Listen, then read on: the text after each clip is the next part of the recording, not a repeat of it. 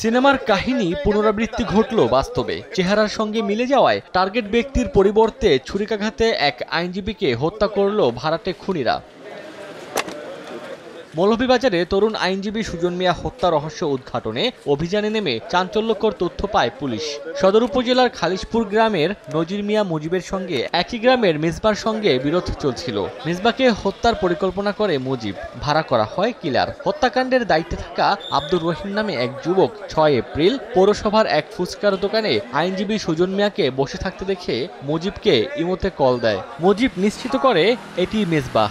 তখন আব্দুর রহিম সহ কয়েক যুবক সুজনকে ছুরি দিয়ে এলোপাতাড়ি আঘাত করে পালিয়ে যায়। তাকে হাসপাতালে নিলে মৃত ঘোষণা করেন চিকিৎসক। চেহারায় মিল থাকায়, দুজনের শারীরিক গঠন, দুজনের বয়স একই রকম থাকার কারণে ভিডিও কলের মাধ্যমে হয়তো কিছুটা অস্পষ্টতা ছিল, সেটাও আমাদেরকে বলেছে। রহিম মিয়া নিশ্চিত করেছেন যে ইনি হলেন সেই ব্যক্তি আমাদের টার্গেট। বৃহস্পতিবার এক সংবাদ সম্মেলনে জেলা পুলিশ সুপার জানান, মূল হোতা নজির মিয়া ও আব্দুর রহিম সহ এই ঘটনায় 5 জনকে গ্রেফতার করা হয়েছে। এই ঘটনায় আমরা 5 জনকে অ্যারেস্ট করেছি। যে মোটিভটা সেটার উপর নির্ভর করে আমরা অনেক এভিডেন্স আমরা কালেক্ট করেছি ইতিমধ্যে। হত্যাকাণ্ডে জড়িত অন্যদের গ্রেফতারে অভিযান চলছে বলে জানিয়েছে পুলিশ। ঘটনাস্থলের বিভিন্ন মোবাইলের সময় সংবাদ, মৌলভীবাজার।